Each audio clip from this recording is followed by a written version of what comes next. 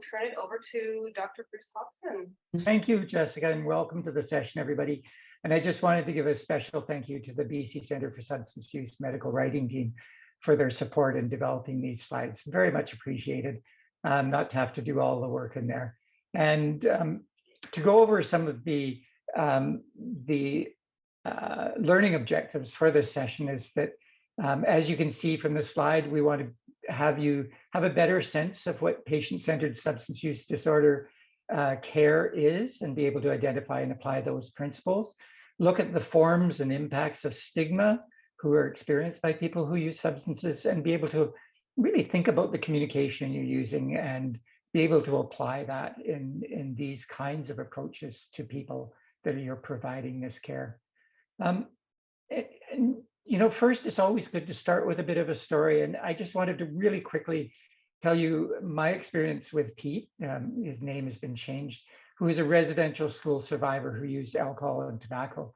What was then, I would consider, a moderate risk level for the use of those. And I delivered his kids and great-grandkids, and I was always on him about his alcohol intake and smoking. And he was always telling me that he was trying, really hard. But one day we were just talking about his smoking, and he said to me, Doc, I tell you what I think you want to hear. You know that, don't you? And I like, what? Wait, what? What was that? And he said, well, I've been brought up to obey authority. Remember, he was a residential school survivor and made to think I'm not as good as a white person. And when I hear what you want me to do, I say yes. But I'm thinking, I can't do that. It's too hard. And afterwards, I sort of thought about that. I'd never taken into account what had happened to him. And what had happened to him affected who he is and what confidence he has in himself to achieve a better lifestyle. So with that story, since 2016, we've seen huge investments in substance use system of care, including the guidelines, education. I've been involved in those, novel interventions, expanded services. But, for people who are using various substances like alcohol, opioids, tobacco, continuing to report that there's still significant barriers to care, including lack of control or flexibility with treatment. And person-centered care is just one widely recognized approach that this has been recommended as an evidence-based practice to be able to, a little buzz in there. Sorry about that. To be able to improve the quality of substance use. Again, I'm just hearing a bit of background noise there, so if someone could turn off and make sure they're muted. Person-centered care really is about meaningful partnership between the person and the provider. So if I think of Pete's story, in person-centered care, I should be able to be compassionate about Pete's past experience. I should be able to accept Pete's reality. And I need to evoke Pete's own strengths in being able to find his own way forward. So patient-centered, person-centered, and client-centered care all refer to the same thing, but using the term patient with Pete may imply that he's sick. And Pete and other people, many other people with substance use disorders, do not identify as being sick. So, when we're looking at this, how then do we look at what is patient-centered care? So really, as I mentioned before, patient-centered care is respectful of and responsive to patients' preferences, their needs, and their values. And this is easy to say, but really, how does that fit with our training? Because we're trained to be diagnosticians and solution providers. We prescribe. And it's not just medications, but we prescribe other solutions like diet and exercise and stopping whatever substance they're using. And like me, you all do this. That's what we're trained to do. So instead, let's shift that. And we can support people to set goals that incorporate their preferences, their needs, and their values. These goals can be clinical, they can be social and/or education-based, or they may even include family members. And just to touch on that, family members have a really important role as partners in an individual's care. They should be considered in any decision-making processes and care at all levels, especially when they're deemed appropriate by the people that we're caring for and their care teams. And if you just think about it, That A that's in SMART goals, besides standing for achievable, it can stand for attributable. Who else needs to be involved in helping someone achieve their goals? And what is their network of support? So when we're thinking of what is person-centered care, what it aims to do is engage and empower individuals as agents and experts of their own care. It evokes their own strengths in finding a way to be able to move forward. And also it encompasses a variety of approaches that attempt to acknowledge and counteract power imbalances like I had with Pete and experiences of marginalization in there. So when we look at those principles of patient-centered care, what are we talking about here?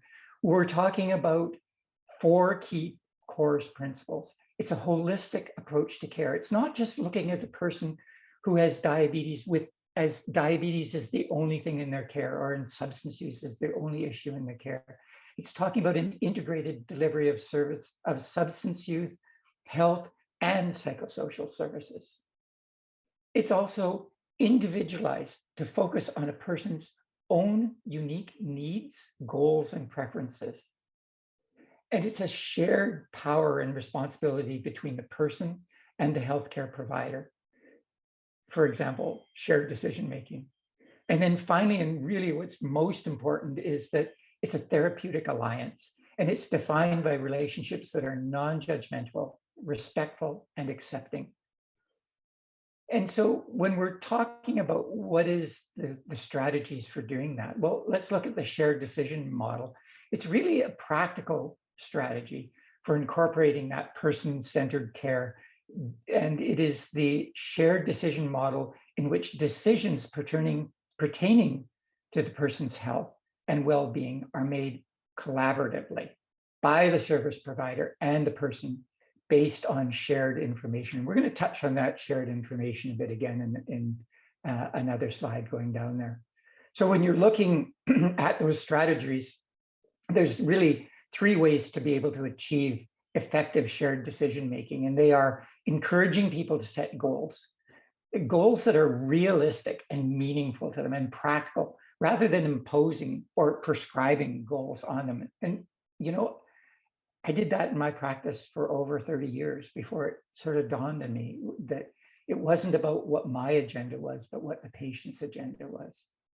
And providing sufficient information to be able to assist the selection from available and appropriate care options, using things and techniques like brief action planning. And then finally, collaboratively developing care plans that are based on shared information and perspectives in there. Thinking of strategies for person-centered care, we're wanting to be open to and respectful of that individual agency and choice. I think that's a really key thing in there. So as an example, traditionally, we think of what we want from people with substance use is that they're abstinent or that they stop using substances. And that's been traditionally sort of viewed as the primary goal of substance use disorder treatment. However, it's really important to recognize that not all individuals with substance use disorders view abstinence as being an acceptable, desirable, or realistic treatment goal. And we're all familiar with that with people that we're working with. And this can in turn really prevent them from seeking treatment or acting as a barrier to continued engagement in care. And also the involvement of peer and advocacy groups for people who are using drugs, those patient advocacy groups, peer workers, and people with lived and living experience in all aspects of care provision can really help facilitate that shared decision-making by being able to communicate and represent a person's needs and perspectives, even if and when they're not aware of them themselves. So in talking about stigma and discrimination, if we could advance the slide there again, what we want to do when we're identifying and addressing stigma are key elements of person-centered care. And clinicians, care teams, and staff should be aware of and actively work to reduce the stigma experienced by individuals and with substance use disorders in there. So when we're looking at stigma and discrimination, individuals with substance use disorder often fear stigma. And, if you look in hospital settings, this could be because of them, the result in them being reluctant to seek care at health facilities. They may actually respond to healthcare providers with hypervigilance, expecting that they're going to react or behave in a certain way, or even conceal information out of fear of judgment. And furthermore, people that are using substances, they often have their pain undermanaged in hospital settings, which can really lead to leaving against medical advice or using unregulated substances to manage their own pain. And I had a great example of this, recently, where I had a patient with substance use disorder and relapse. And he actually ended up being out of town and ended up being hospitalized in a different community with a chest infection. And he didn't tell anyone about his substance use, his drug use, or that he had relapsed from it. He was, as he said to me later, really ashamed. And he said he knew that if he told them about his story, that he would be viewed differently and treated differently. And so he didn't tell them. And this was something that was really relevant to his care. And fortunately, I had a phone call just to get some back history from the provider. And I was able to fill them in. And they were like, we knew something else was going on, but he denied anything happening in there. So, one of the things you have to do is really try to reduce the risks associated with stigma. And what can we do? So, concrete things. We can use respectful, back one slide. We can use respectful, non-judgmental, and non-stigmatizing language. We can offer harm reduction services, supplies, and education. Really interestingly and really importantly, we can participate in self-reflection, education, and cultural safety trainings. And we can challenge preconceived assumptions about individuals that both we have and the system that we have control of has. And, I think of some of the lead on work on neuroscience and psychology done by Dr. Bruce Perry. Rather than thinking of terms of what's wrong with this person, change it to asking the question, what happened to this person? What happened to you? And by asking that question, we can discover an explanation for behaviors and a better understanding of the person. And people's actions really are just an attempt to get their needs met. And by understanding that, we can work together to meet those needs in ways that are really much more safer and more aligned with their goals. Next slide, please. So if we can move, there we go. What does self-reflection involve? There's many factors that influence the views on substance use, including drug policy, environment, and societal perspectives and personal experiences. And all of us joining today have had different relationships with substances. And those experiences may impact our views and our interactions with people in healthcare settings. So these are the questions that we could reflect on. And if you are able to ask yourself these questions and pause before you see somebody and you're having an interaction with them, think of, how did you learn about these substances? How does that impact your values? Have you received any formal education? And what biases do you have about these people that use substances? And most importantly, are the biases showing up? And this isn't something to judge ourselves on, but it's useful to sort of look at in reflection. And, for example, my lack of knowledge of the 3 Indian hospitals in BC shaped my mental model of First Nations vaccine hesitancy during COVID. I didn't understand that untested medications and vaccines were often used first on First Nations people in these hospitals without their consent. So no wonder that this happens in here, but that's a part of education. If we go to the next slide. The other thing is that language really matters, and it can have a really great impact on increasing or decreasing stigma. And in a study conducted in 2010, participants were asked to feel how they felt about a description of 2 people. One and these people are actively using drugs and alcohol, they were told that. One was described as a substance abuser, and the other was described as having a substance use disorder with no other information provided. So the person referred to as a substance abuser was thought to be more dangerous and less likely to benefit from treatment. So you hear the words, Jim was a drug abuser, Jim has an opioid use disorder. And which person do you look at and treat differently in there? Next slide, please. So a couple of the quick guidelines around the non-stigmatizing language is that our language choices can model a more positive regard towards people and challenge narratives that substance use is a moral failing, a behavioral issue, or results from a lack of willpower. So we can change that to using person-first language that recognizes the human element. It's a person with an alcohol use disorder instead of an alcoholic. We can language that reflects the medical nature of substance use. A person experiencing problems with substance use instead of a language that respects autonomy, opted not to or declined as opposed to non-compliant or refused. And slang or idioms you want to avoid. Use positive or negative for urine tests instead of or clean. So I just wanted you to take a couple of seconds, and pen to paper and a piece of paper beside you. And if we go to the next slide, think of a couple of things that might come up in that context. So instead of, and if we click there on that first slide, addict, junkie, and drug user, what are you going to say?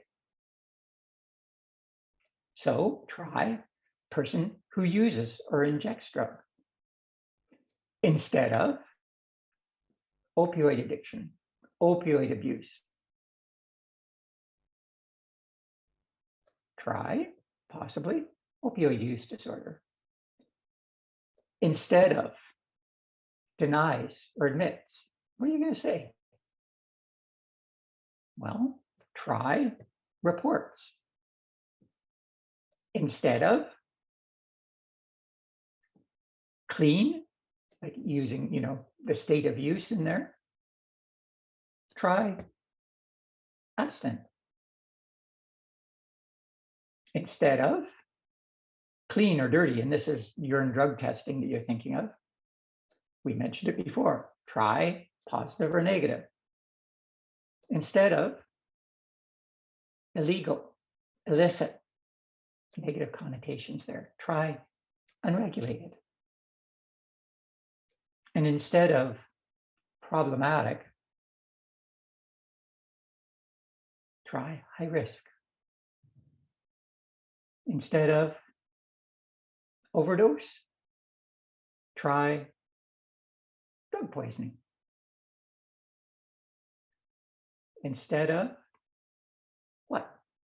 Try your own language. If you can do nothing else today and take one thing away, think of your language that you're using.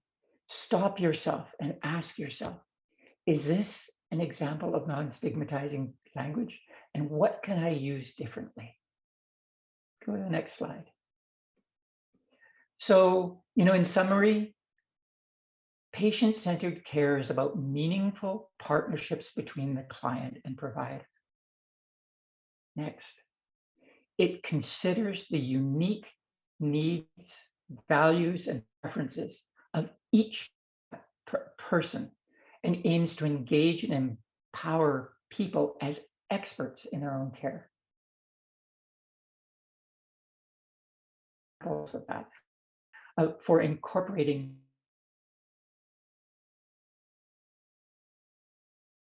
can really decrease the risk associated with stigma. Thank you very much, Bruce. We really appreciate it. It's a wonderful presentation, despite any technical difficulties.